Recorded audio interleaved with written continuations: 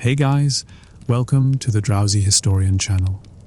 Tonight, we'll wander softly through the cobbled streets and creaking gallows of the Middle Ages, exploring why it truly sucked to be a medieval executioner. So before we begin, if you find a bit of comfort in these stories, I'd be grateful if you'd take a moment to like the video and subscribe to join our quiet corner of history. I always love to know who's listening, so feel free to leave a comment and let me know where you're tuning in from and what time it is for you. Now, find your comfortable spot, dim the lights, and let the past carry you into peace. Let's begin not in the drama of the scaffold, but in the quiet, grey hush of early morning. The city is just beginning to stir, the sky a pale wash of blue and pewter, the air cool and heavy with the scent of damp stone, wood smoke, and the faintest trace of last night's rain. Somewhere, a bell tolls the hour, and the first carts rattle over the cobbles, their wheels echoing through narrow lanes. In a small, sturdy house at the edge of town, never quite in the center, but never far from the square, the executioner wakes. His home is practical, a little apart from the others, with thick shutters and a sturdy door. The garden is neat, if a bit overgrown, and the neighbors' glances are quick and uncertain. The executioner's tools, an axe, a sword, a coil of rope, are kept clean and sharp, but out of sight. If you've ever had a job that made people avoid eye contact at the grocery store, you'll understand the atmosphere. The executioner's day begins with routine. He rises early, washes in cold water, and dresses in plain, sturdy clothes. Breakfast is simple: a hunk of bread, a wedge of cheese, maybe a cup of weak gall. There's a certain irony in the fact that, for all his fearsome reputation, the executioner's life is mostly quiet, even dull. He tends his garden, mends his boots, and keeps his tools in order. The axe is checked for nicks, the rope for frays, the sword for balance. There's a running joke, told only to himself and never out loud, that the only thing sharper than his blade is the town's gossip. As the city wakes, the executioner moves through the streets with a careful, measured step. People part to let him pass, some crossing themselves, others muttering a quick prayer. Children are shooed indoors, and even the dogs seem to give him a wide berth. The market vendors, who will chat with anyone, fall silent as he approaches, their eyes fixed on their wares. If you've ever walked into a room and felt the conversation drop, you'll know the feeling. Let's pause for a moment to appreciate the odd position of the executioner in medieval society. He is both necessary and reviled, paid by the city but shunned by its people. His work is public, but his life is private. He is expected to be both merciful and efficient, to carry out the law without pleasure or hesitation. In some towns, the executioner is forbidden from entering certain shops, from sitting in church with the rest of the congregation, or even from drawing water from the public well. There are stories of executioners who wore gloves at all times, lest their touch be considered unlucky, and of butchers who refused to sell them meat for fear of tainting their trade. The job comes with its own peculiar perks and punishments. The executioner is often given a house, a small stipend, and the right to take the clothes and belongings of the condemned. In some places, he is allowed to keep the heads of executed criminals, though what one does with a collection of heads is a question best left unasked. There's a certain dark humor in the fact that, for all his isolation, the executioner is never short of conversation pieces. Odd facts and small wonders abound. Did you know that executioners were sometimes called upon to perform minor surgeries, set broken bones, or even act as veterinarians? Their knowledge of anatomy, gained in the most practical way possible, made them a last resort for those desperate enough to overlook the stigma. There are tales of executioners who became skilled healers, their hands as steady with a needle as with a blade. If you've ever had a side gig that no one wanted to talk about at parties, you'll appreciate the versatility. As the morning unfolds, the executioner's day is filled with small, necessary tasks. He sharpens his tools, checks the scaffold, and reviews the city's orders. Sometimes, he is called to witness a confession, to stand by as a priest offers last rites, or to ensure that the condemned is treated with a measure of dignity. There is paperwork, too, records to keep, fees to collect, and, occasionally, a bribe to refuse. The executioner's life is a careful balance of duty and discretion, of being seen and not seen, of doing what must be done and living with what cannot be undone. The sun climbs higher, and the city grows busier. The executioner moves through the day with a quiet, steady presence, his shadow long on the cobbles. The world of medieval justice is harsh, and the man who carries its weight is both a symbol and a warning. A reminder that, in the end, someone must do the work that no one else will. By midday, the city is alive with anticipation. Word has spread. There will be an execution today. The scaffold, a simple wooden platform in the square, is swept and checked, its boards creaking underfoot. The executioner arrives early, his tools wrapped in cloth, his face set in a mask of calm professionalism.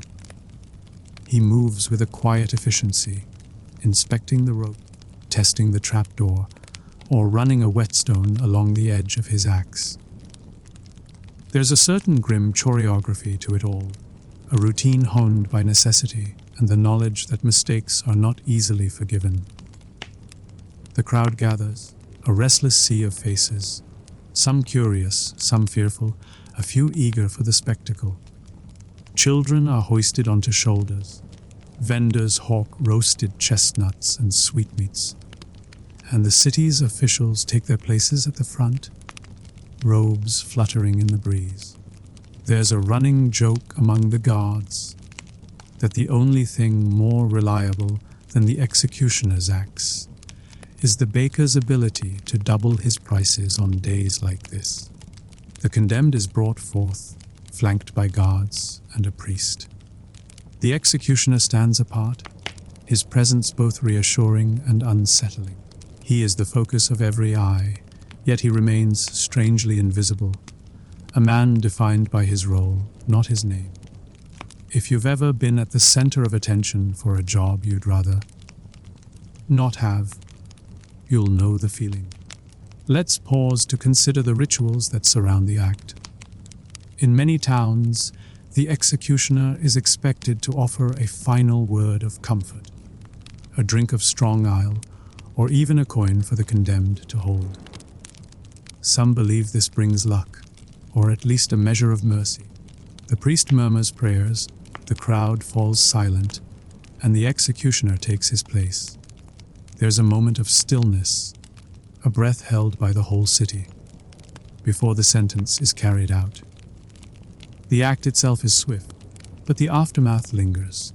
The crowd disperses, some shaken, others oddly exhilarated. The executioner remains, cleaning his tools, checking the scaffold, and ensuring that the body is treated according to the law.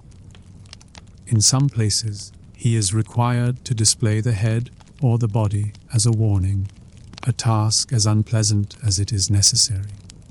There's a certain dark humor in the fact that, for all the drama, the executioner's main concern is often practical. Will this rope hold? Did I sharpen the blade enough? Did I remember to eat lunch? Odd facts and small wonders abound. Did you know that executioners were sometimes paid extra for each stroke it took to complete the job? Or that a particularly clean execution could earn a round of applause?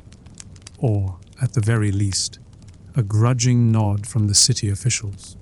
There are stories of executioners who became local legends for their skill, their speed, or their ability to deliver a final quip that left the crowd both laughing and uneasy.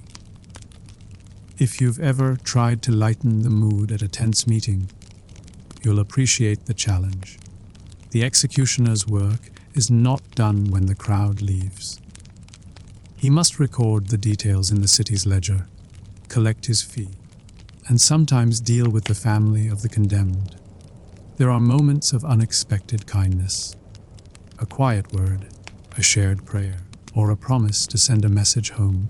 The executioner is, in his own way, a witness to the full range of human emotion, fear, anger, resignation, and sometimes forgiveness. Let's not forget the toll this work takes. The executioner is often haunted by his role, burdened by the knowledge that his hands have ended lives. Some turn to drink, others to prayer, a few to the solace of their gardens or the company of animals. There's a running joke that the executioner's cat is the only creature in town that doesn't flinch at his touch. A small comfort in a world that rarely offers much. The city moves on, but the executioner remains, his day marked by the weight of duty and the silence that follows. He is both part of the community and apart from it, a figure of necessity and unease. The scaffold is cleared, the tools are clean, and the executioner returns home, his shadow long and his heart a little heavier. As the afternoon fades, the city's energy shifts, the market quiets, the crowds thin, and the executioner slips through the streets, unseen and unremarked. The world of medieval justice is harsh, and the man who carries its burden is left to reckon with the cost. One that is measured not just in lives, but in the quiet, persistent ache of being needed and never quite welcomed. As dusk settles over the city, the last rays of sunlight slant through narrow windows, painting the cobblestones in gold and shadow. The market stalls are shuttered, the crowds have melted away, and the square where justice was served is now just another empty space, swept by the evening breeze. The executioner walks home, his steps slow and measured, his presence barely noticed by those who pass him by. If you've ever left work after a long, difficult day and felt invisible in the crowd, you'll know the feeling. Home is a refuge, if a lonely one. The executioner's house sits at the edge of town, a little apart from the others, its garden neat and its door always closed. Inside, the air is thick with the scent of wood smoke, herbs, and the faint tang of oil from the tools he keeps so carefully. He sets his axe and sword aside, wipes them clean, and places them in their chest. There's a ritual to it, each movement slow and deliberate, a way to draw a line between the day's work and the night's rest. Supper is simple, a bowl of stew, a crust of bread, perhaps a cup of ale. The meal is eaten in silence, broken only by the soft purr of a cat or the distant sound of church bells. Sometimes, the executioner tends his garden, pulling weeds or trimming herbs, his hands finding comfort in the living earth. There's a running joke, told only to himself, that plants are the only things in town that don't mind his company. Odd facts and gentle humor linger in the twilight. Did you know that in some towns, the executioner was required to wear a special hat or badge, marking him out even when he was off duty, or that he was sometimes called upon to dispose of stray dogs, clear dead animals from the streets, or even act as a night watchman? There are stories of executioners who became experts in herbal medicine, their knowledge of anatomy and healing quietly sought by those desperate enough to overlook the stigma. If you've ever had a skill that people only ask about in private, you'll recognize the dynamic. The executioner's reputation is a double-edged sword. He is both feared and needed, respected and shunned. Children whisper stories about him, some wild and frightening, others oddly admiring. There are tales of executioners who used their position to help the poor, slipping coins to widows or turning a blind eye to petty theft. Others became confidants to priests, healers, or even the condemned themselves, their unique perspective making them both outsiders and, in a strange way, guardians of the community's conscience. As night deepens, the executioner finds solace in small rituals. He lights a candle, reads a few lines from a battered book, or carves a piece of wood into a simple toy or charm. Sometimes, he writes in a journal, recording the day's events in careful, measured script. The words are private, a way to make sense of a world that rarely offers easy answers. There's a certain dry humor in his entries. Notes about the weather, the quality of the rope, or the latest rumor from the market. The baker's new apprentice is afraid of cats. He writes, "Perhaps I should lend him mine." Let's not forget the rare moments of connection. Now and then, a neighbor will knock at the door, seeking help with a sick animal or a broken bone. The executioner's hands, so steady in their grim work, are gentle in these moments, and his advice is given freely, if quietly. There's a sense of gratitude, sometimes unspoken, that lingers long after the visitor has gone. The world of the medieval executioner is one of contradictions. Duty and isolation, fear and compassion, the harsh glare of public judgment, and the soft comfort of private kindness. It's a life lived in the margins, but also one that reveals the quiet strength and stubborn hope that can grow even in the loneliest soil. As the candle burns low and the city sleeps, the executioner settles into bed, the day's burdens set aside for a few precious hours. The tools are put away, the garden is quiet, and the world, for a moment, is at peace. Moving on to the secret history of the Library of Alexandria, let's begin, not in the grandeur of the library itself, but in the soft, golden hush of early morning. The city is just beginning to stir, the sky a pale wash of rose and gold, the air cool and fragrant with the scent of jasmine, sea salt, and the faintest trace of ink.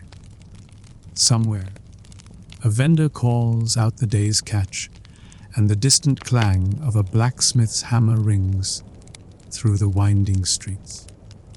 In a quiet house near the harbor, a young scribe wakes to the promise of another day among the scrolls. The scribe's home is modest, but filled with treasures: a shelf of papyrus rolls, a jar of precious ink, a reed pen carefully trimmed to a fine point.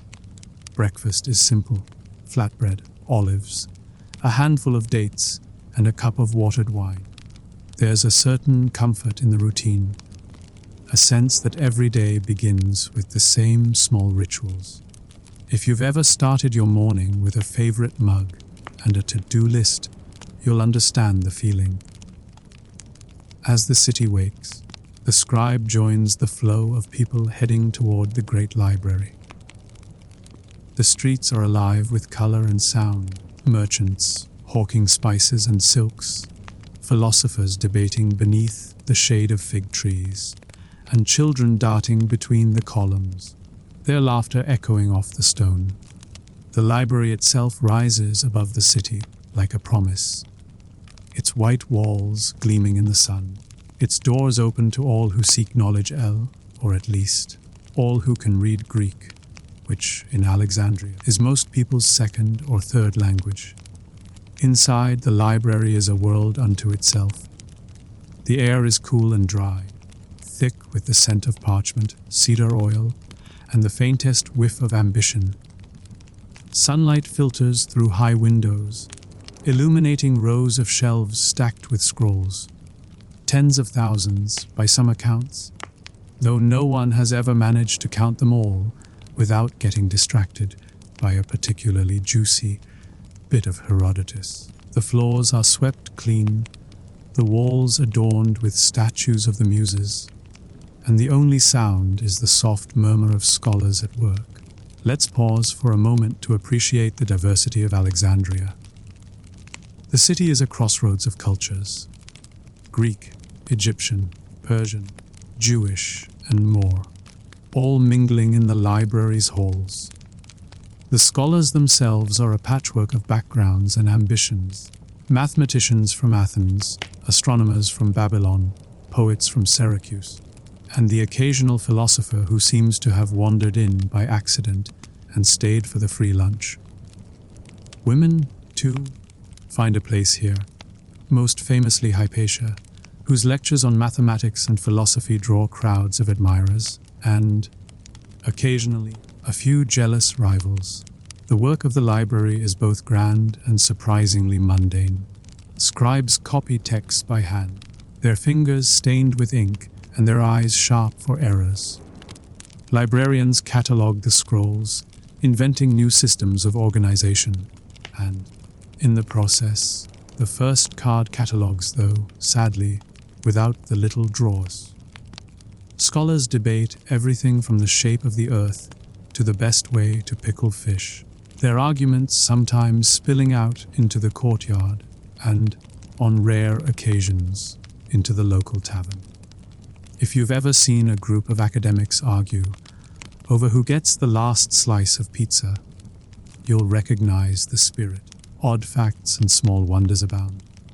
Did you know that the library's collection grew in part because every ship that docked in Alexandria was required to surrender its books for copying?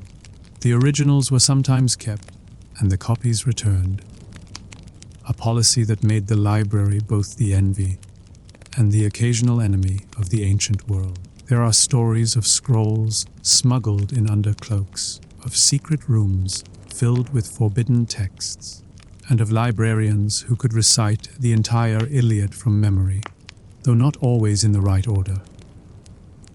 As the morning unfolds, the scribe settles into his work, copying a new treatise on geometry, translating a poem from Persian, or simply wandering the stacks in search of inspiration. The library is a place of quiet miracles, where the world's knowledge is gathered, guarded, and, sometimes, gently gossiped about over lunch. The day is just beginning, and the story of the Library of Alexandria is waiting to be told, one scrolled, one secret, one whispered question at a time. By midday, the library is a living labyrinth. The air is thick with the scent of papyrus and cedar oil, and the gentle rustle of scrolls is punctuated by the low hum of conversation. Scholars gather in small groups, their heads bent over tables, their voices rising and falling in a dozen languages. Some debate the finer points of Aristotle. Others argue about the best way to measure the circumference of the earth. And a few are simply trying to remember where they left their favorite stylus. If you've ever lost a pen in a library and found it 3 weeks later in a book about astronomy, you'll feel right at home. The library is more than just a storehouse of scrolls. It's a crucible of ideas. Here, mathematicians like Euclid lay out the foundations of geometry, while astronomers like Eratosthenes use shadows and sticks to calculate the size of the planet. There are doctors dissecting animals in search of medical secrets, poets composing verses to the muses, and engineers sketching out plans for water clocks and automata. The energy is infectious, and even the most jaded scribe can't help but be swept up in the excitement. Let's pause for a moment to appreciate the rivalries that simmer beneath the surface. The scholars of Alexandria are a competitive bunch, and the pursuit of knowledge is often as much about prestige as it is about truth. There are stories of mathematicians who refuse to share their proofs, of philosophers who argue so loudly that the librarians threaten to confiscate their scrolls, and of poets who slip biting verses into each other's lunch baskets. The head librarian, a figure of both authority and exasperation, is rumored to have invented the world's first shush, just to keep the peace. Women, too, play a vital role in the library's life. Hypatia, the famed mathematician and philosopher, is a fixture in the lecture halls. Her chalk-stained robes a badge of honor. She teaches astronomy, philosophy, and the art of asking the right questions. Skills that, in Alexandria, are as valuable as gold. Her students come from every corner of the city, drawn by her wisdom and, perhaps, by the hope that she'll settle a particularly tricky debate about the movement of the stars.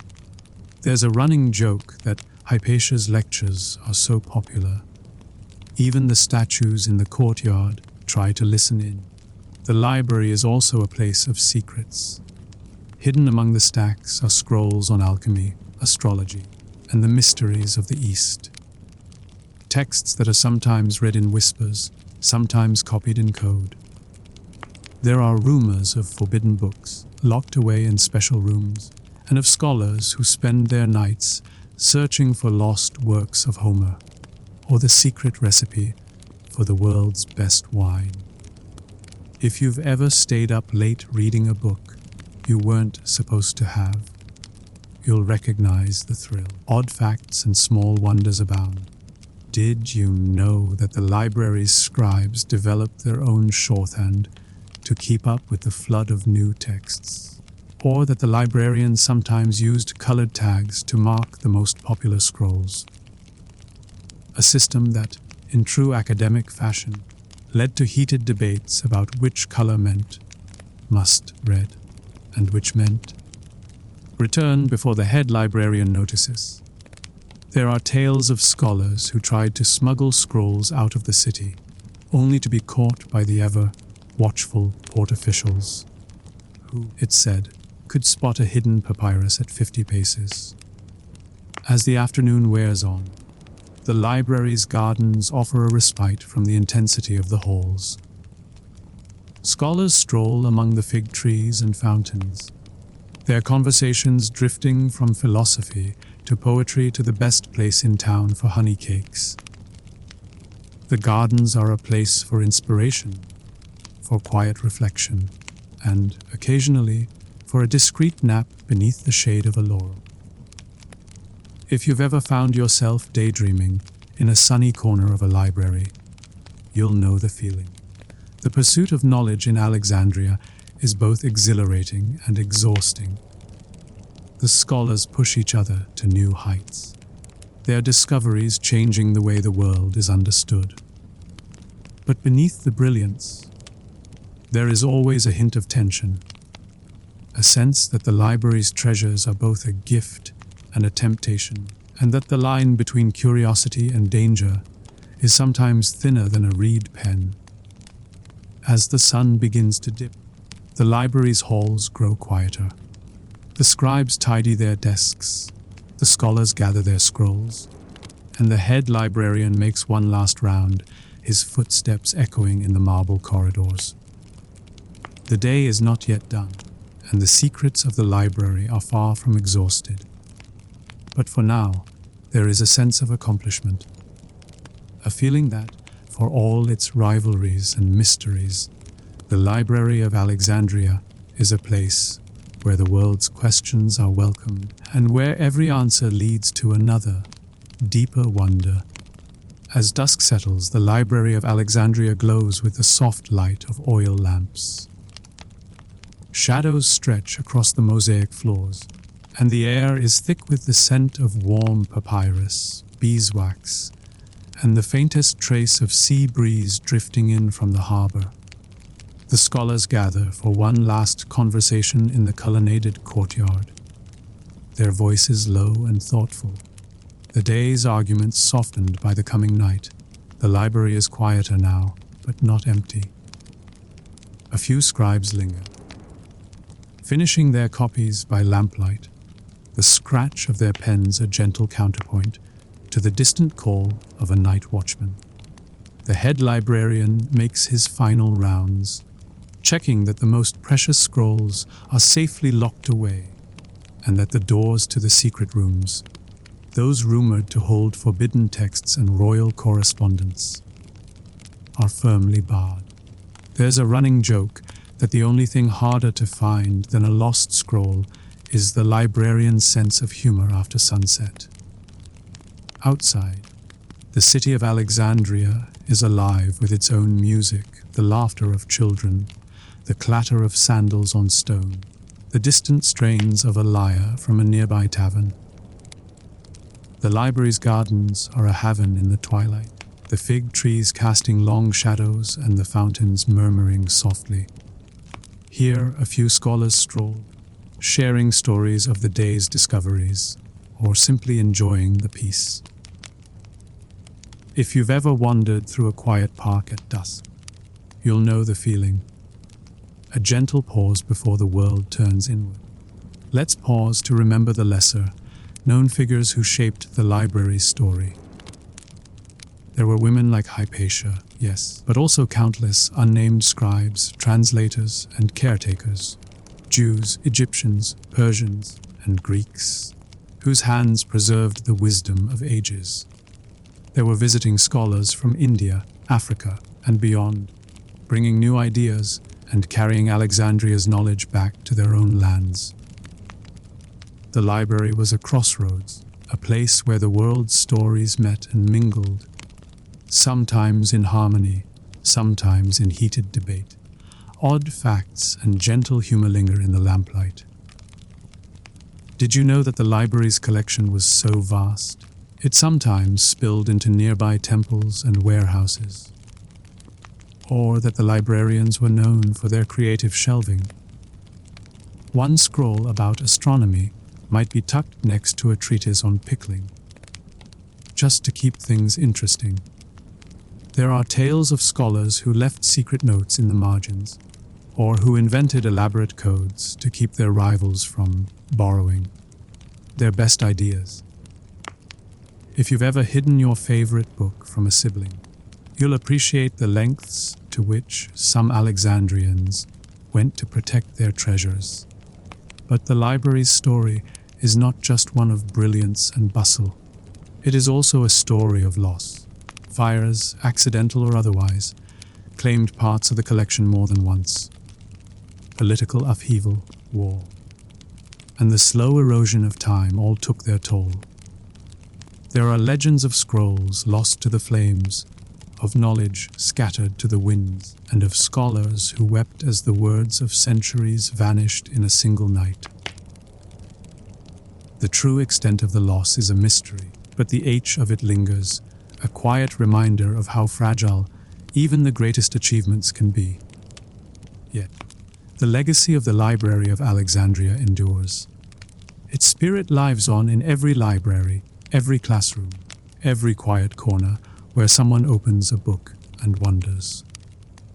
The dream of gathering all knowledge, of welcoming every question, is a thread that runs through history, binding us to those ancient halls and the people who filled them with hope and curiosity.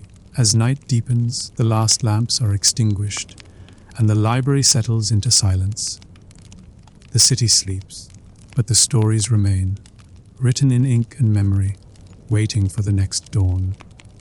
The Library of Alexandria is gone, but its secret history lingers in the gentle rustle of pages, the soft glow of lamplight, and the endless, restless search for understanding.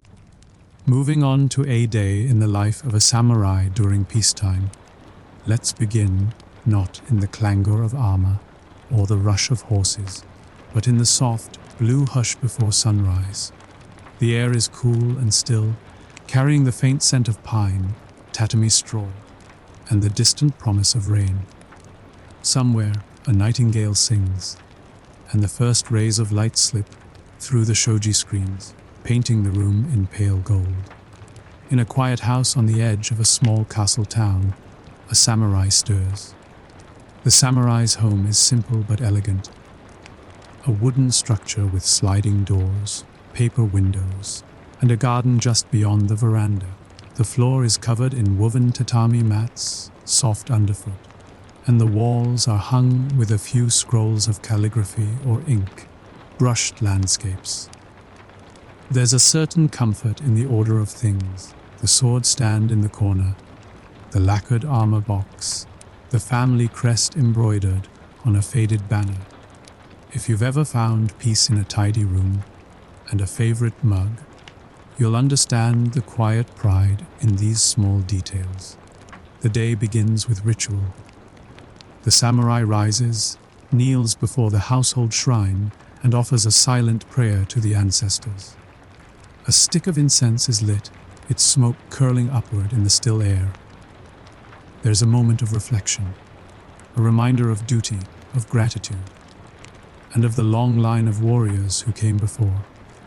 Breakfast is simple: a bowl of rice, a few pickled vegetables, perhaps a slice of grilled fish, and a cup of green tea.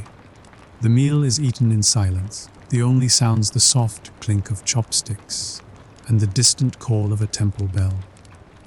As the sun climbs, the household comes to life.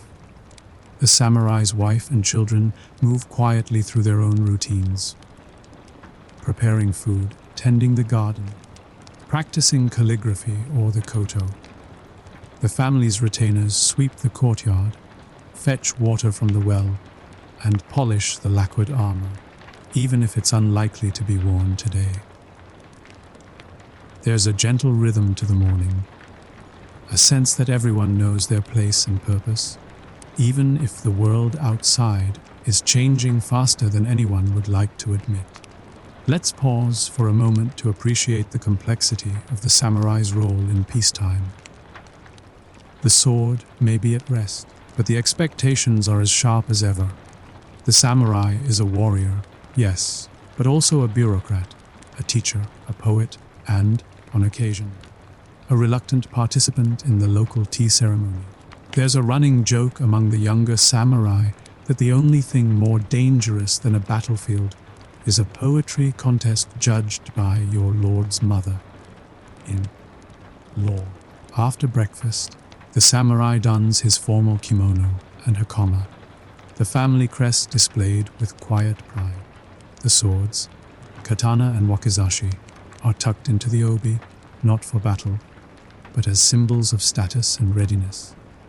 The samurai steps into the garden, where the gravel has been raked into careful patterns, and the moss glows green in the morning light. Here, he practices kenjutsu, the art of the sword, moving through kata with slow, deliberate grace. Each cut, each step, is a meditation, a way to keep the body sharp and the mind calm. If you've ever found peace in a morning run or a few minutes of yoga, you'll recognize the feeling. The practice is not just for show.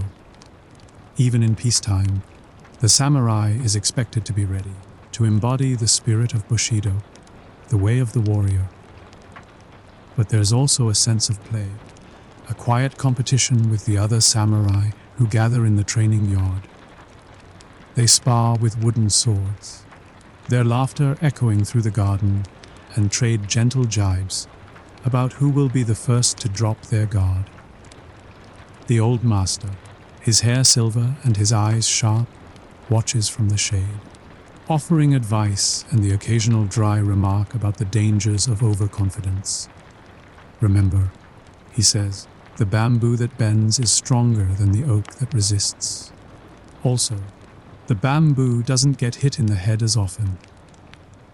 As the morning unfolds, the samurai's duties call him into town.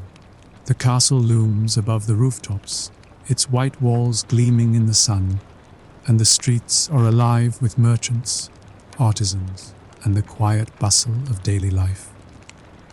The samurai's role here is part guardian, part administrator, and part local celebrity.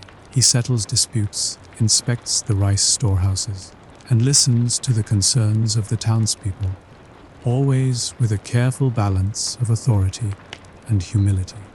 There's a certain dry humor in the way the townsfolk bow a little too deeply or the way the children peek from behind their mothers' kimonos, wide-eyed at the sight of a real, live samurai. If you've ever been the only person in uniform at a coffee shop, you'll know the feeling. Odd facts and small wonders abound. Did you know that some samurai were skilled poets, their verses prized at court and in the local tavern alike? Or that the art of the tea ceremony was considered as important as swordsmanship, a way to cultivate patience, grace, and the ability to sit still for longer than most people thought possible.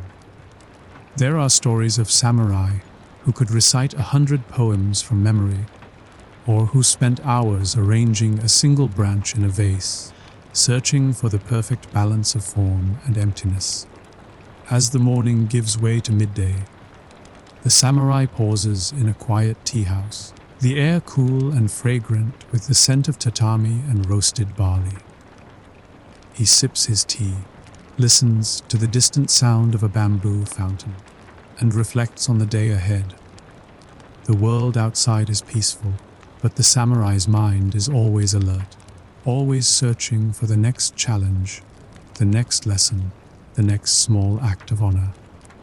The day is just beginning, and the story of a samurai in peacetime is waiting to unfold. One ritual, one duty, one quiet moment at a time. Leaving the cool hush of the tea house, the samurai steps back into the sunlit bustle of the town. The streets are alive with the clatter of wooden sandals, the calls of merchants hawking their wares, and the laughter of children darting between stalls. The air is thick with the scent of grilled fish, fresh rice, and the occasional whiff of pickled daikon, an aroma that, depending on your mood, is either mouth-watering or a gentle reminder to keep moving. The samurai's presence is both reassuring and a little intimidating. Townsfolk bow as he passes, some with genuine respect, others with the careful politeness reserved for people who carry swords for a living. He returns their greetings with a nod, his expression calm but watchful. If you've ever been the designated adult at a children's birthday party, you'll know the feeling. Part guardian, part referee, and always on the lookout for trouble brewing in the corner. Today, the samurai's duties are varied. First, he visits the magistrate's office, a quiet building with paper screens and a garden of raked gravel. Here, he reviews petitions from local farmers, listens to a dispute over a boundary stone which, as it turns out, has been moved more times than anyone can remember, and offers advice on a matter of family inheritance. The work is less dramatic than a duel, but no less demanding. It requires patience, a sense of fairness, and the ability to keep a straight face when two elderly neighbors argue about whose rooster crows the loudest at dawn.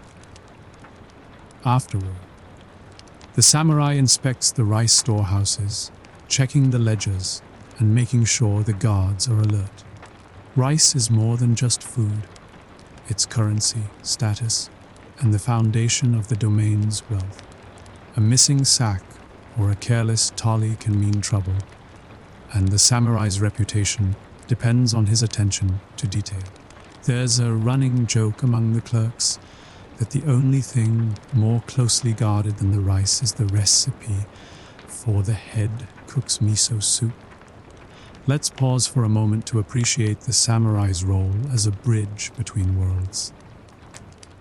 He is both warrior and administrator, expected to embody the ideals of Bushido, while also managing the practicalities of daily life. He must be stern but compassionate, decisive but diplomatic, and, on days like this, able to mediate a heated argument about fishing rights without resorting to a single swing of his sword. If you've ever tried to keep the peace at a family reunion, you'll recognize the delicate balance. The afternoon brings a different set of challenges. The samurai returns home to oversee the education of his children. The lessons are a blend of calligraphy, poetry, and the martial arts.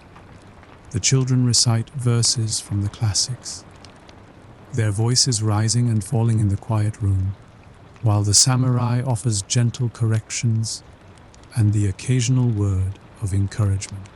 There's a certain dry humor in the way his youngest son, more interested in beetles than brushwork, tries to sneak a haiku about a particularly impressive dung beetle into his assignment.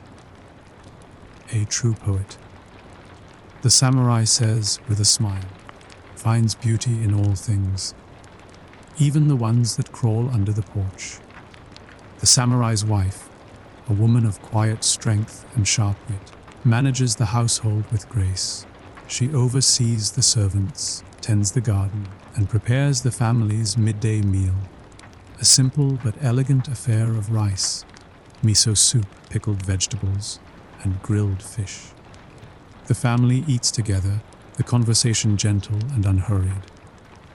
They discuss the day's events, share small jokes, and savor the peace that comes from being together. If you've ever enjoyed a meal where the best part was simply sitting with people you love, you'll know the feeling. After lunch, the samurai tends to his own studies.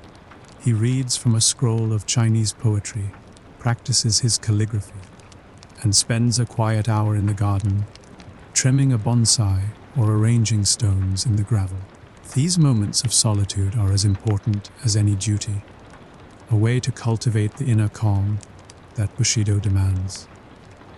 There's a running joke among the samurai that the only thing harder than mastering the sword is mastering the art of not thinking about dinner while meditating. Let's not forget the social side of samurai life. In the late afternoon, the samurai visits a fellow retainer for a game of go or shogi. The game is a test of strategy and patience, and the conversation drifts from politics to poetry to the latest gossip from the castle. There's a gentle rivalry here, a sense that every move on the board is both a lesson and a challenge. The loser buys the next round of tea, and the winner is expected to be gracious. At least until the rematch. Odd facts and small wonders abound. Did you know that some samurai kept detailed diaries, recording everything from the weather to the quality of the plum blossoms? Or that the art of incense appreciation, kaude, was considered a refined pastime, with samurai gathering to guess the scents of rare woods and compose poems inspired by the fragrance. There are stories of samurai who could identify 100 different types of birdsong, or who spent hours perfecting the fold of a letter, believing that beauty and discipline should touch every part of life. As the sun begins to set, the samurai returns home, his duties for the day nearly done. The garden glows in the golden light, the air is cool and sweet, and the world feels, for a moment, perfectly balanced. The samurai sits on the veranda, watching the shadows lengthen, and reflects on the day. A day filled with small victories, quiet frustrations, and the gentle, persistent hope that, in a world at peace, honor can be found in the simplest of acts. The evening is just beginning, and the story of a samurai in peacetime continues. One lesson, one laugh, one quiet moment at a time. As dusk settles, the samurai's home glows with the warm light of paper lanterns. The garden outside is a tapestry of shadows and moonlit leaves, the air fragrant with the scent of night, blooming flowers and the faint tang of wood smoke. Inside, the family gathers for the evening meal. The table is low, the dishes simple, but artfully arranged bowls of rice, simmered vegetables, a little grilled river fish, and slices of pickled plum. The conversation is gentle, the laughter soft, stories of the day, a poem recited by the youngest, a teasing remark about the neighbor's rooster, who it seems has ambitions of becoming a town crier. After dinner, The samurai and his wife share a quiet cup of tea on the veranda, watching the fireflies drift above the moss. The children play a game of shadow puppets on the shoji screens, their giggles mingling with the distant sound of a bamboo fountain. There's a running joke that the family's cat, curled up on the warm stones, is the true master of the house. After all, he's the only one who never bows to anyone. The evening brings its own rituals. The samurai changes into a plain cotton kimono, his sword set aside for the night. He kneels before the family altar, lighting a stick of incense and offering a silent prayer for health, harmony, and the well-being of those he loves. The act is both habit and hope, a way to mark the passage of another day, to honor the ancestors, and to remind himself that even the smallest gesture can carry the weight of tradition. Let's pause to appreciate the quieter side of samurai life.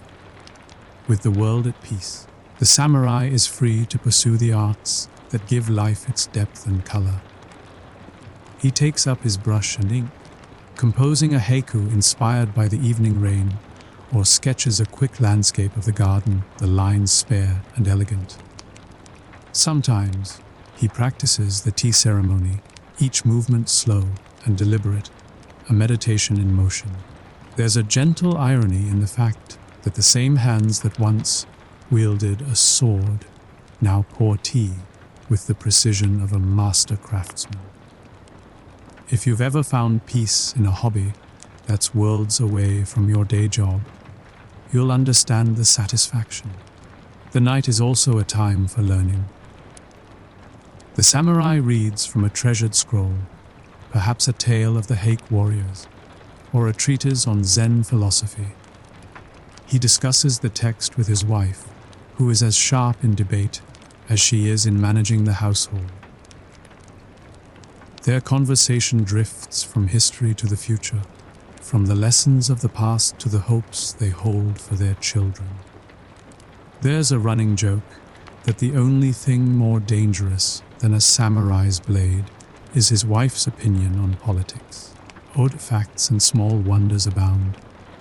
Did you know that some samurai compose death poems, even in times of peace, as a way to reflect on the impermanence of life? Or that the art of folding paper, origami, was practiced as a form of meditation, with each crease a step toward inner calm. There are stories of samurai who became master gardeners, their landscapes designed to evoke distant mountains or the fleeting beauty of cherry blossoms. In a world that prized both strength and subtlety, the line between warrior and artist was often beautifully blurred. As the night deepens, the house grows quiet. The children are tucked into their futons, the cat claims the warmest spot by the hearth, and the samurai steps outside for one last look at the moon. The garden is silvered with dew, the air cool and still. He breathes in the peace of the moment, grateful for the day's small victories and the gentle promise of tomorrow. The world of the samurai in peacetime is one of balance, between duty and delight, tradition and change, strength and gentleness. It's a world where honor is found not just in battle, but in the quiet acts of daily life, a kind word, a well-tended garden, a poem written by lamplight. The sword may rest, but the spirit of Bushido endures, shaping every gesture, every word, every dream. Moving on to the bizarre diets of history's most famous monarchs, let's begin, not at the head of the table, but in the pre-dawn hush of a royal kitchen. The air is thick with the scent of wood smoke, fresh herbs, and the faintest trace of something burning, because even in a palace, someone always forgets about the bread. The kitchen is a world unto itself, a maze of stone ovens, copper pots, and bustling servants, each with a task and a story. The head cook, a figure of both terror and tenderness, orchestrates the chaos with a wooden spoon, and a voice that can cut through the clatter of knives. If you've ever tried to cook a holiday meal for a large family, you'll understand the atmosphere. Though here, the stakes are a little higher, and the critics wear crowns. Our first royal guest is none other than King Henry V of England, a man whose appetite was as legendary as his temper. The morning begins with a breakfast that would make a modern nutritionist weep: roasted meats, pies, and, on a good day, a custard tart or two. Henry believed in starting the day with a full stomach and, ideally, a full table of courtiers to watch him do it. The king's diet was heavy on red meat, beef, venison, and the occasional swan, washed down with all or spiced wine. Vegetables were viewed with suspicion, unless they were disguised in a pie or drowned in butter. There's a running joke among the kitchen staff that the only green thing Henry ever ate was a sprig of parsley used as a garnish. But Henry was not alone in his culinary eccentricities. Across the Channel, in France, King Louis XIV presided over the most elaborate banquets in Europe. The Sun King's table groaned under the weight of dozens of dishes: roast boar, glazed fruits, and mountains of pastries, all served in a strict order and with a flourish that would make a modern food stylist swoon. Louis was particularly fond of asparagus, which he insisted be served year-round, leading his gardeners to invent new ways to coax the delicate spears from the earth, even in the depths of winter. If you've ever paid extra for out-of-season produce, you're in royal company. Let's pause for a moment to appreciate the sheer spectacle of a royal meal. The dining hall is a stage, the table a canvas, and the food itself a work of art, or, in some cases, a work of questionable science. Dishes are shaped like castles, birds are reassembled and served in their own feathers, and sugar is sculpted into everything from swans to entire battle scenes. The guests are expected to marvel, applaud, and, ideally, not choke on the gilded almonds. There's a certain dry humor in the fact that, for all the pomp, the king's favorite dish is often something simple. Louis XIV was known to sneak into the kitchens for a bowl of onion soup, much to the horror of his chefs. Of course, not all royal diets were about excess. In the East, Emperor Qianlong of China was famous for his refined palate and his belief in the medicinal power of food. His meals were carefully balanced according to the principles of yin and yang, with each dish chosen for its supposed effect on the body and spirit. The imperial menu might include bird's nest soup, sea cucumber, and the occasional 100-year-old egg. Delicacies that, to the uninitiated, sound more like dares than dinner. The emperor's physicians kept careful records of every bite, convinced that the right combination of flavors could ensure a long and healthy reign. If you've ever tried a trendy superfood smoothie and wondered if it was really worth it, you're in good company. Odd facts and small wonders abound. Did you know that some monarchs believed in the power of unicorn horn to ward off poison, and would pay a king's ransom for a cup carved from narwhal tusk? Or that Queen Elizabeth I of England was so fond of sugar that her teeth turned black? A fashion that soon caught on among her courtiers, who began to paint their own teeth to match. There are stories of Tsars who dined on bear paws, sultans who demanded rose petal jam, and popes who swore by the restorative powers of chocolate, long before it became a staple of dessert menus everywhere. As the morning unfolds, the royal kitchens hum with activity. Servants scurry to and fro, balancing trays of delicacies and dodging the occasional flying ladle. The head cook barks orders. The scullery maids gossip about the latest court scandal, and the air is alive with the promise of another day's feast. The monarchs themselves prepare for the day ahead, some with a hearty meal, others with a carefully measured potion, and a few with nothing more than a prayer that today's menu will not include anything that still has its feathers. The world of royal dining is a world of contradictions, abundance and anxiety, tradition and innovation, superstition and science. It's a world where every meal is a performance, every dish a statement, and every bite a reminder that, for all their power, even the greatest monarchs are at the mercy of their appetites. The day is just beginning, and the story of history's most bizarre royal diets is waiting to unfold. One banquet, one oddity, one royal craving at a time.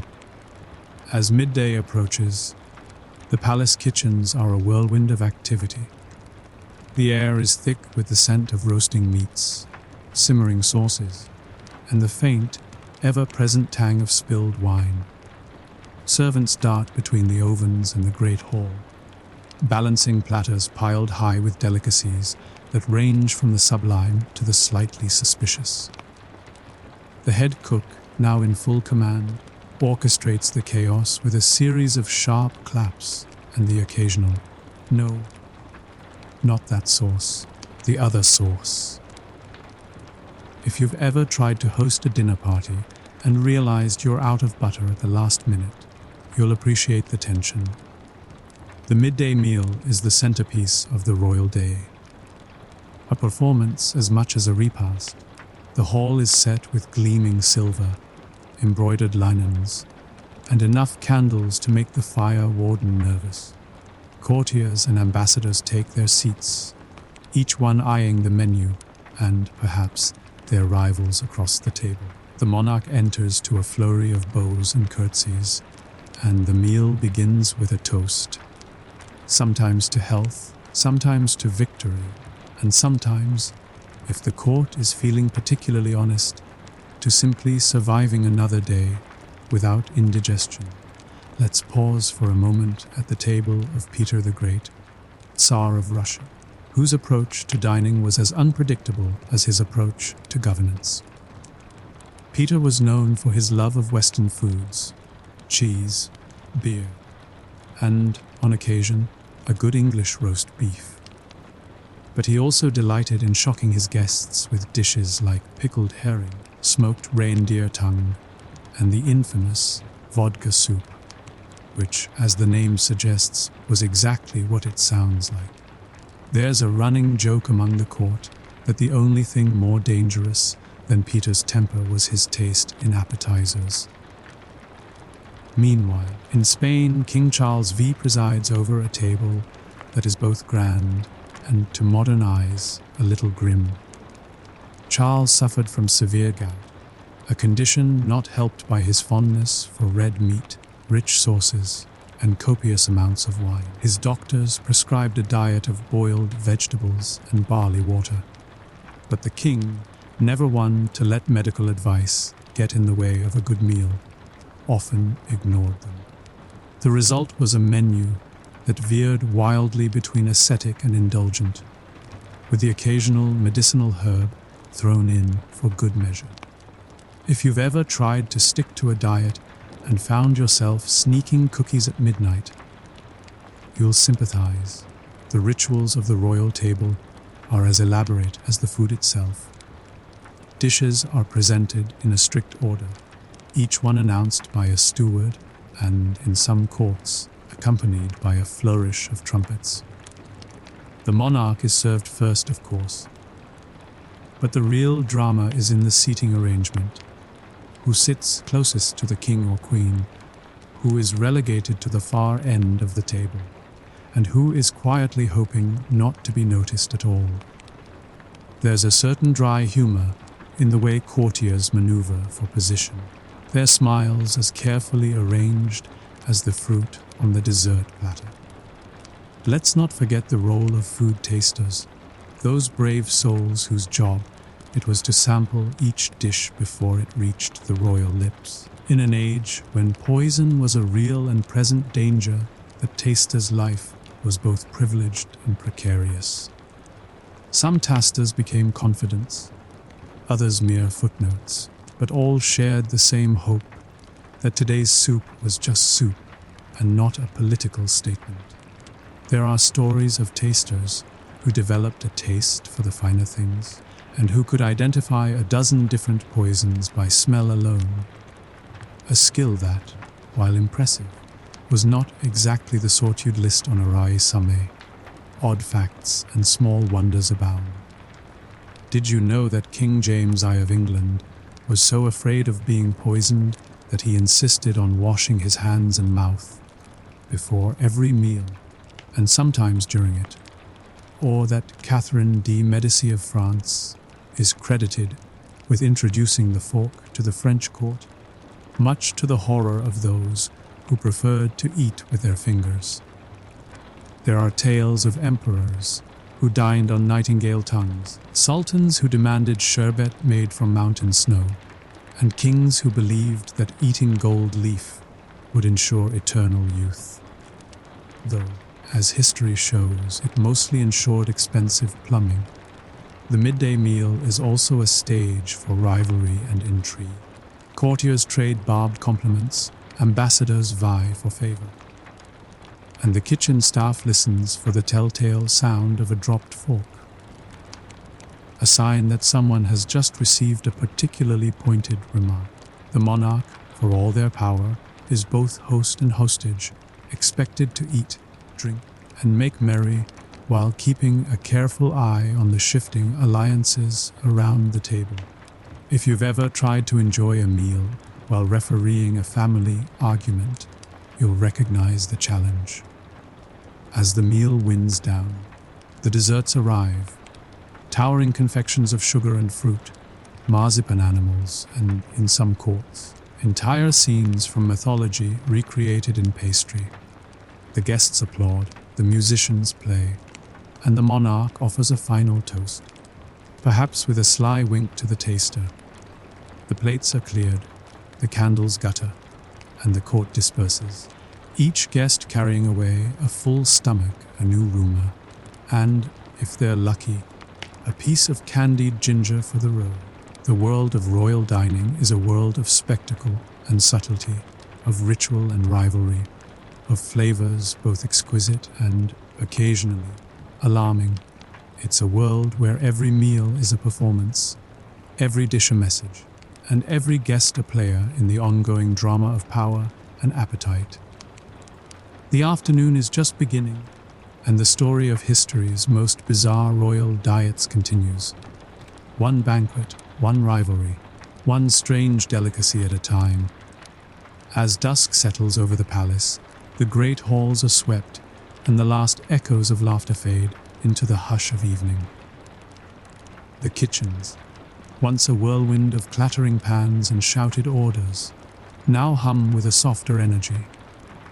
The head cook surveys the leftovers, the scullery maids scrub the last copper pots, and the air is thick with the scent of roasted meat, sweet spices, and the faint tang of spilled wine. If you've ever raided the fridge after a big family dinner, you'll recognize the quiet satisfaction and the slight regret of a feast well finished. But for the monarch, the day's eating is not quite done.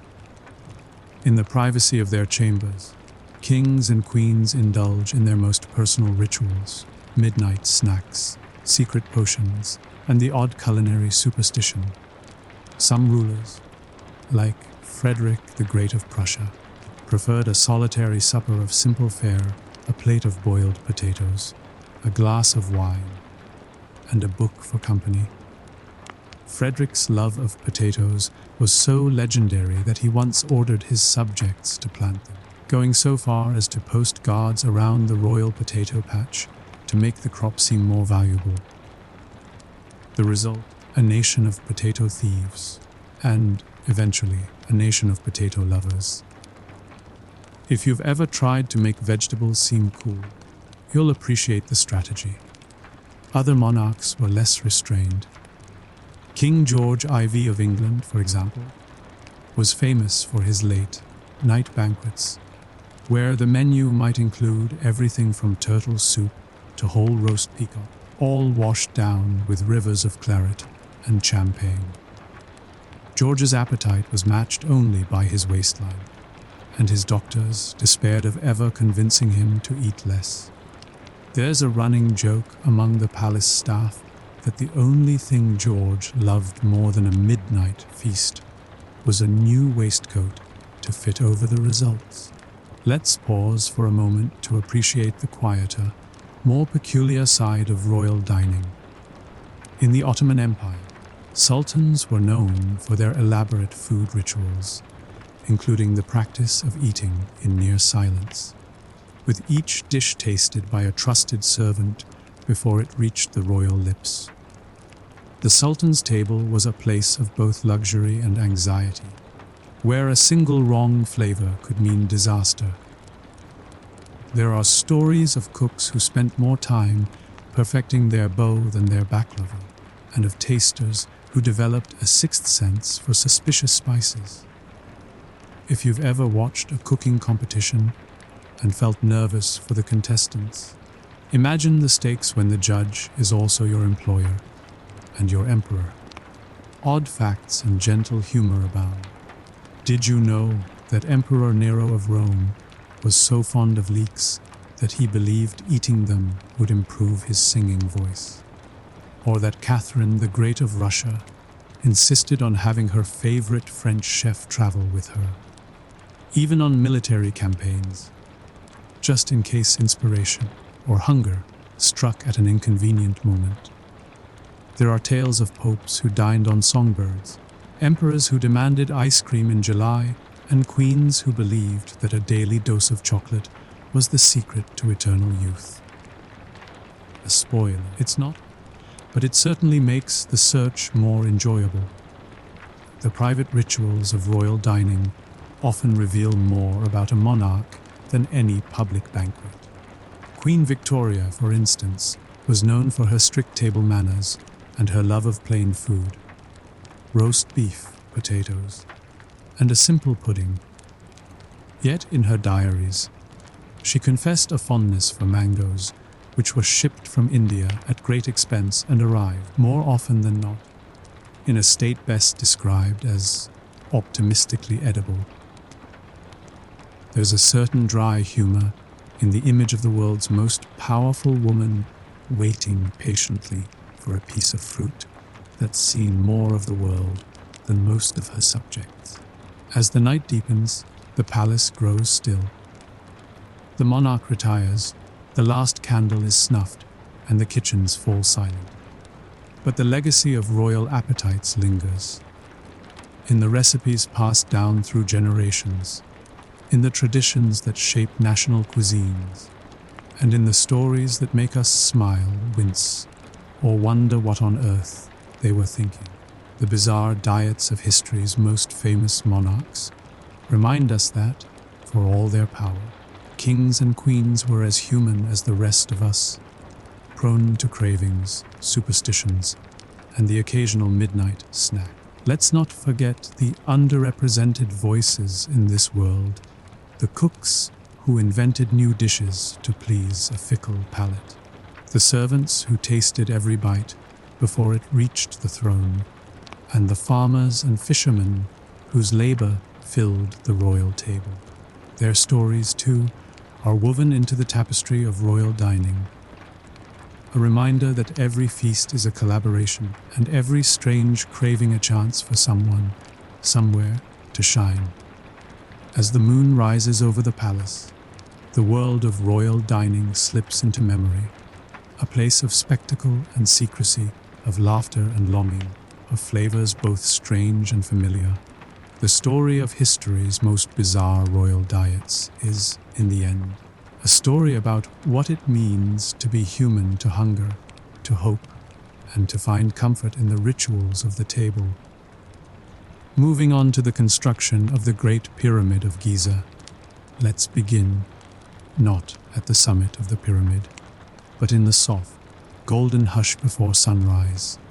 The air is cool and still, carrying the scent of river mud, fresh bread, and the faintest trace of incense from a distant temple. Somewhere, a heron calls, and the first rays of light slip over the palm trees, painting the Nile in shimmering gold. In a small village on the riverbank, a family of workers stirs. The home is simple but sturdy, mud brick walls, a reed-thatched roof, and a courtyard where chickens scratch and a sleepy cat stretches in the sun. The family rises early, as they do every day, to share a breakfast of barley bread, dates, and a little beer. Thick, nourishing, and let's be honest, probably not winning any awards for flavor. There's a running joke among the workers that the beer is so hearty, you could stand a spoon in it, or lose a spoon in it if you're not careful. The father, a skilled stonemason, checks his tools, copper chisels, wooden mallets, and a length of knotted rope for measuring. His wife packs a basket with onions, dried fish, and a handful of figs for lunch. The children help gather water from the well, their laughter echoing in the morning air. If you've ever tried to get a family out the door before sunrise, you'll appreciate the gentle chaos. As the sun climbs, the workers join the steady stream heading toward the pyramid site. The path is alive with voices. Men and women, young and old, all moving with a sense of purpose. Some carry baskets of bread, others lead donkeys loaded with tools or jars of water. Overseers in crisp linen robes keep a watchful eye, their voices raised in encouragement or, occasionally, in the kind of motivational speech that involves a lot of pointing and a little bit of shouting. The worksite itself is a marvel of organization. The pyramid, still a rough outline against the sky, is surrounded by ramps, scaffolds, and a small city of workshops and barracks. The air is filled with the sounds of hammers on stone, the creak of wooden sledges, and the low, rhythmic chant of workers moving in unison. There's a certain dry humor in the way the foremen keep time. Some say it's to keep the blocks moving. Others say it's just to drown out the complaints about the heat. Let's pause for a moment to appreciate the sheer scale of the task. The Great Pyramid will require more than 2 million blocks of limestone and granite, each one quarried, shaped, and hauled into place by hand. The logistics are staggering: food and water for thousands, tools and materials from across the land, and a schedule that would make even the most ambitious project manager break out in a cold sweat. There are stories of overseers who could calculate the number of blocks laid in a day with a glance, and of workers who could spot a crooked stone from 50 paces. Though, to be fair, they were usually the ones who had to fix it. The workers are not slaves, as once believed, but skilled laborers, craftsmen, and farmers working in shifts during the flood season, when the fields are underwater and the Pharaoh's project offers steady pay, food, and a place in history.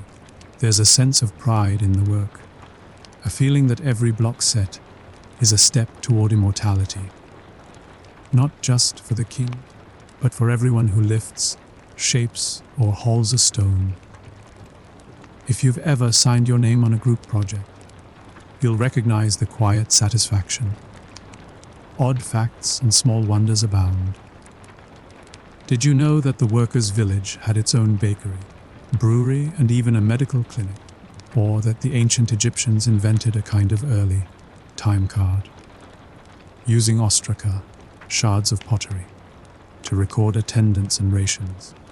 There are tales of bakers who could feed 1,000 men with a single oven, and of doctors who treated everything from sunburn to snakebite with a mix of honey, herbs, and, occasionally, a prayer to Imhotep, the god of healing and architecture. Talk about multitasking. As the morning unfolds, the work begins in earnest. Teams of men haul massive blocks up earthen ramps, their feet kicking up clouds of dust. Masons shape the stones with practiced blows. their muscles moving in a rhythm as old as the Nile. Water carriers move between the ramps, sprinkling the sand to ease the passage of sledges. Overseers check the alignment, their eyes narrowed against the glare. The pyramid rises, layer by layer, a testament to patience, precision, and the stubborn belief that, with enough hands and enough time, anything is possible. The day is just beginning, and the story of the Great Pyramid's construction is waiting to unfold. One block, one meal, one small act of ingenuity at a time. By late morning, the pyramid site is alive with energy. The sun is high, the air shimmers with heat, and the sounds of hammers, shouts, and laughter echo across the plain. The workers' city, Deir el Medina, as it's known to us now, is a hive of activity.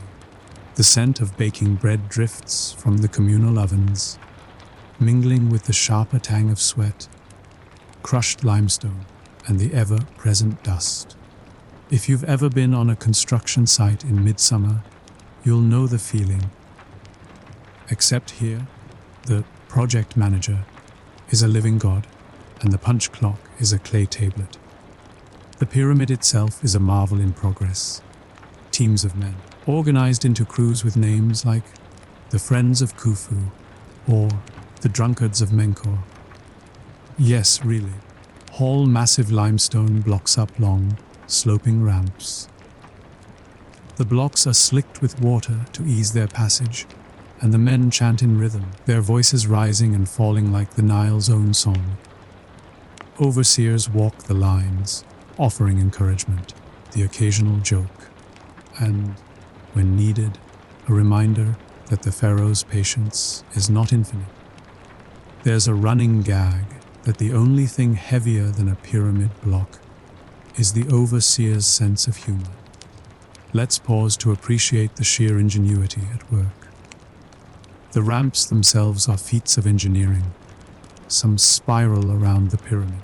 Others run straight up the sides, and all are built, rebuilt, and extended as the monument rises. The Egyptians used sledges, levers, and simple cranes to move the stones, their tools crafted from copper, wood, and the occasional bit of creative problem solving. There are stories of workers who invented new ways to roll or slide the blocks, and of foremen who could spot a misaligned stone from the top of the ramp. Though, as always, the real test is whether the block fits when it gets to the top. The masons are artists as well as laborers. They shape each block with copper chisels and dollarate hammers, their hands calloused but precise. The outer casing stones, made of gleaming white Tura limestone, are polished to a shine, their surfaces so smooth that, on a clear day, the pyramid is said to glow like a beacon. There is a certain dry humor among the masons. If you can see your reflection, you're done. If you can see your supervisor's reflection, you're really done. Meanwhile, the workers' village is a world unto itself. The bakers knead dough in great troughs, their arms dusted with flour, while the brewers tend bubbling vats of beer, thick, nourishing, and, according to some, the true secret of pyramid, building stamina. The doctors move from house to house, treating blisters, sunburn, and the occasional run in with a wayward chisel. There are even scribes who keep careful records of rations, attendance, and the ever-important sick days, which, in a world of snakes and scorpions, are sometimes more creative than convincing. Let's not forget the women and children who keep the city running. Women tend gardens, weave linen, and prepare meals, their laughter rising above the clamor. Children fetch water, chase chickens, and, when no one is looking, race up and down the ramps, dreaming of the day they'll join the crews. There's a running joke that the only thing faster than a child on a ramp is a supervisor trying to catch them. Odd facts and small wonders abound. Did you know that the workers were paid in bread, beer, and onions? So many onions, in fact, that a shortage could bring work to a halt, or that the village had its own union reps, who negotiated for better rations and rest days. There are tales of strikes, sit-downs, and the occasional sick-out, all recorded on ostraka and papyrus for future archaeologists to puzzle over. If you've ever been part of a workplace negotiation, you'll recognize the spirit. Though here, the stakes are measured in loaves, not leave days. As the sun reaches its zenith, the workers pause for a midday meal.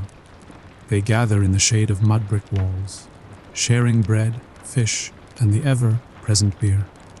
The conversation is lively. Stories of home, jokes about the overseers, and the latest gossip from the royal court. There's a sense of camaraderie, a feeling that, for all the sweat and strain, they are part of something greater than themselves. If you've ever shared lunch with coworkers and felt, for a moment, like a family, you'll know the feeling.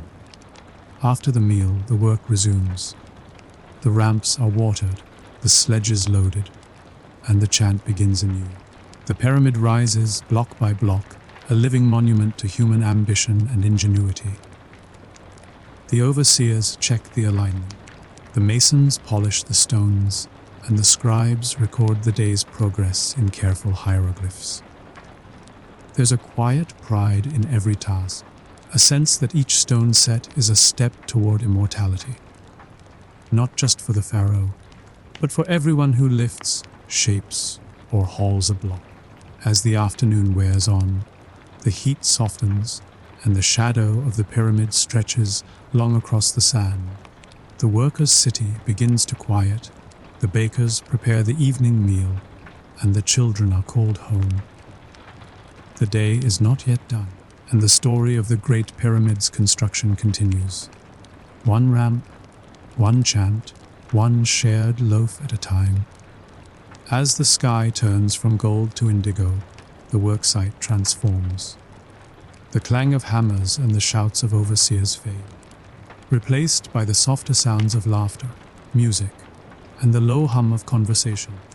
The workers' village glows with the light of oil lamps and cooking fires. The scent of roasting onions, fresh bread, and simmering lentils drifts through the air, mingling with the earthy aroma of sun, warmed stone, and the sweet perfume of date palms. If you've ever come home after a long day and been greeted by the smell of dinner, you'll know the comfort that fills the air. The evening meal is a communal affair. Families gather in courtyards, sharing bowls of stew, flatbread, and the ever-present beer. Children recount the day's adventures, who climbed the highest ramp, who found the shiniest pebble, who managed to sneak an extra fig from the baker's basket. The adults trade stories, jokes, and the latest news from the royal court. There's a running joke that the pharaoh's next pyramid will be shaped like an onion, just to keep the workers happy. After supper, the village comes alive with music and games. Musicians pluck lutes and beat drums, their melodies rising above the rooftops. Dancers spin in the firelight, their shadows flickering on the mud brick walls. Some workers play senet, an ancient board game, their laughter punctuated by the clatter of sticks and the occasional good-natured groan at a lost piece. If you've ever played a board game with friends and lost to someone who claims to have never played before, you'll recognize the spirit. Let's pause to appreciate the rituals that close the day. Many families gather at small household shrines, offering a prayer to the gods for health, safety, and a steady hand tomorrow. Some leave a bit of bread or a flower as a token of thanks. The workers know that their labor is part of something larger. A gift to the gods, a promise to the pharaoh, and a legacy for their children. There's a quiet pride in the knowledge that long after they are gone, the pyramid will stand as a testament to their skill and perseverance. Odd facts and gentle humor linger in the twilight. Did you know that some workers carve their names and little messages into the stones, leaving behind graffiti that still survives today? Or that the village had its own doctor's office, where healers used honey, herbs, and a dash of magic to treat everything from blisters to broken bones. There are tales of workers who claimed to have seen the gods walking the ramps at night, checking the alignment and, presumably, offering unsolicited advice. If you've ever had a supervisor who seemed to appear out of nowhere, you'll appreciate the legend. As night falls, the pyramid glows in the moonlight, its white casing stones reflecting the stars. The workers gather on rooftops and in courtyards, gazing up at the monument they are building. Some dream of the day it will be finished. Others simply enjoy the peace of the evening. The overseers walk the site one last time, checking the ramps and tools, their footsteps echoing in the quiet. The scribes record the day's progress, their reed pens scratching softly on ostraka. The world of the pyramid is one of contrasts, hard labor and gentle rest, ancient ritual and daily routine, the weight of stone and the lightness of laughter. It's a world where every hand matters, every meal is shared, and every day brings the builders closer to a legacy that will outlast them all. As the village settles into sleep, the pyramid stands watch over the desert, its shadow stretching toward eternity. The workers drift off, their dreams filled with the rhythm of the ramps, the music of the hammers, and the quiet hope that their names, carved in stone or whispered in stories, will be remembered. The story of the Great Pyramid is not just one of kings and gods, but of ordinary people, bakers, masons, water carriers, and children, whose lives and laughter are woven into every block. It's a story of ambition, ingenuity, and the enduring power of community